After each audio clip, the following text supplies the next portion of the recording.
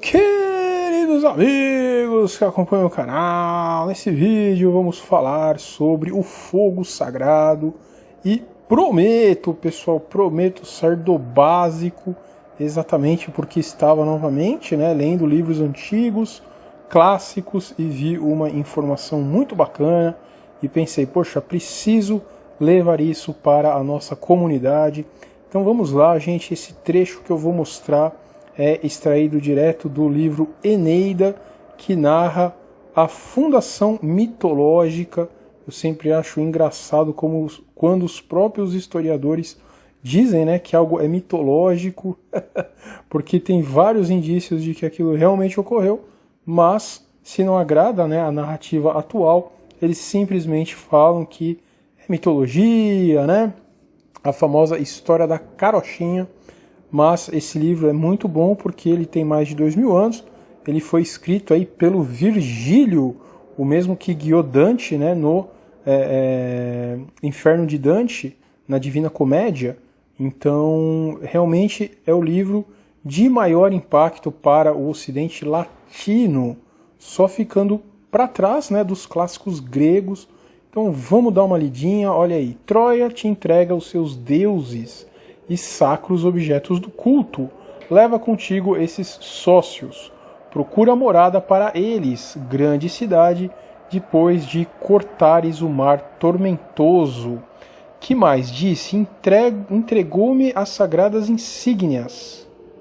Olha que loucura, pessoal. Aqui Troia já tinha sido destruída e Enéas, o único sobrevivente, junto com os seus amigos ali, é o único sobrevivente e príncipe, junto então com sua corte, consegue escapar e tem uma preocupação aí profunda em relação às sagradas insígnias.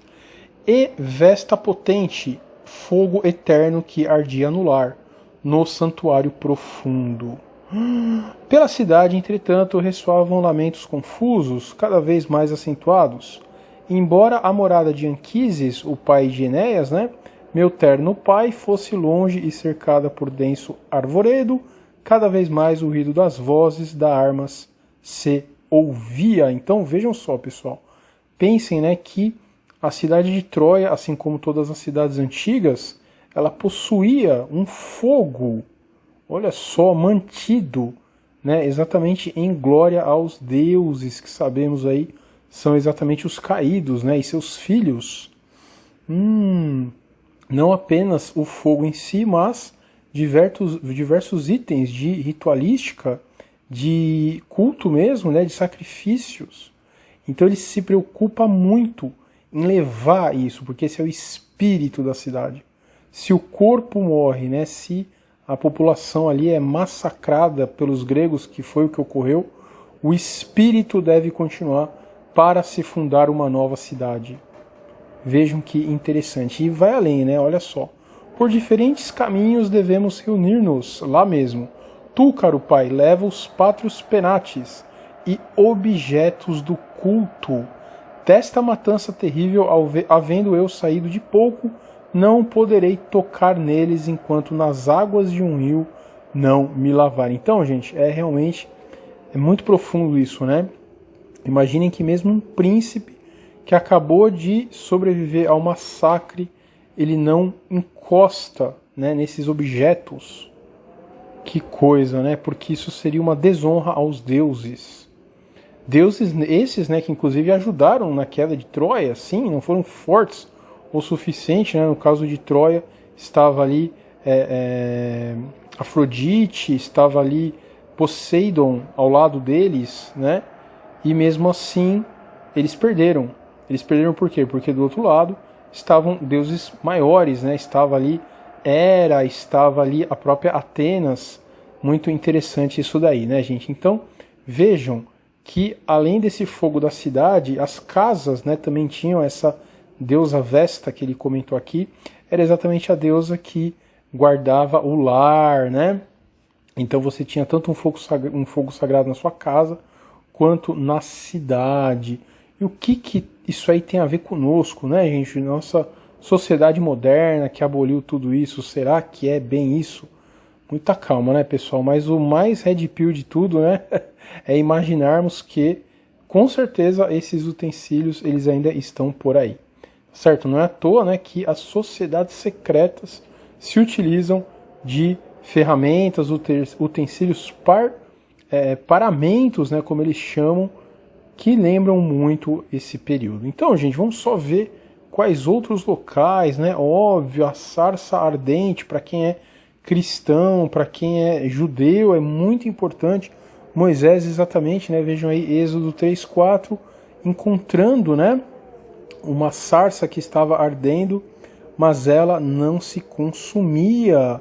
E aí o próprio Senhor, Deus, disse, né, Moisés, Moisés, ao que ele respondeu, pronto, aqui estou, não te aproximes, descalça-te, porque está em terreno sagrado, eu sou o Deus do teu pai, o Deus de Abraão, Isaque e Jacó. Então, meus amigos, vejam, né, como isso é importante, é difícil para nós entendermos isso, né, nesse mundo que a gente vive, de tanta mentira, e muito mais, pessoal, não para aí, ó. Vejam só o fogo sagrado descrito pelos cristãos ortodoxos como um milagre que ocorre todos os anos na Igreja do Santo Sepulcro em Jerusalém, no grande sábado ou sábado santo, o dia que antecede a Páscoa na igreja.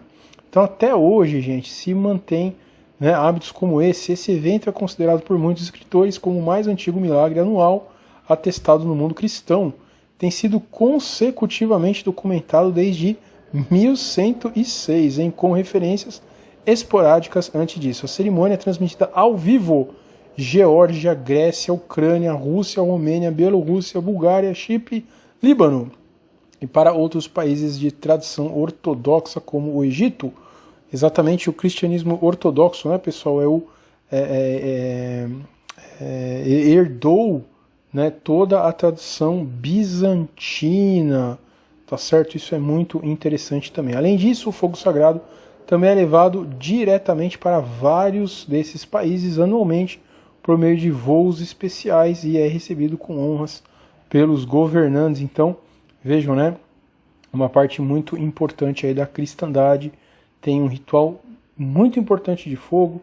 Gente, antes, deixando aqui claro, né, pedindo, na verdade, para todo mundo entrar no nosso Telegram, mandamos ali links o dia todo, e não se esqueçam de se inscrever no YouTube, curtir, comentar, que nos ajuda bastante, tá certo? E a Igreja Católica, pessoal, será que tem alguma coisa? Olha só, né, que interessante. Uma lâmpada permanece acesa ao lado do sacrário, nos lembra uma verdade da fé fundamental, a presença de Jesus no Santíssimo Sacramento. A luz acesa significa que dentro do sacrário existem hóstias sagradas. No século XIV, o hábito já estava consolidado por todo o mundo.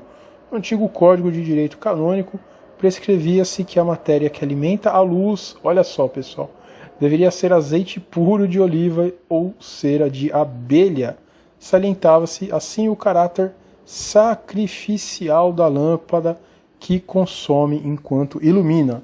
Mas é óbvio, né, gente? Como tudo já se perdeu, isso foi substituído então no atual código. Os cânones 938 e 939 dispõem sobre como deve ser o sacrário e cuidado que se deve ter com ele.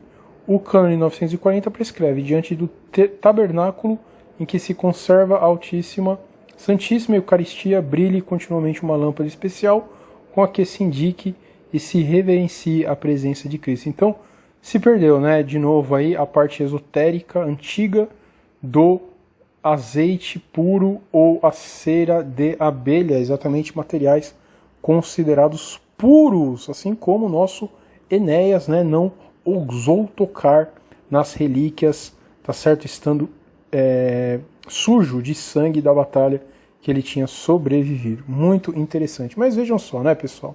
Fundamentalmente nas sociedades secretas, discretas, esotéricas, isso continua sim, meu amigo, a todo vapor. Então, olha aí a maçonaria, toda a vela acesa, ou será como iluminação, ou como ornamentação do ambiente, fará parte de um ritual, onde a concentração mental e chama como elementos simbólicos comporão um processo especial, né?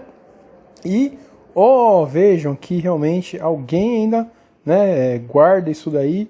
É importante o uso do poder da mente e o desejo de se obter algo quando se acende uma vela.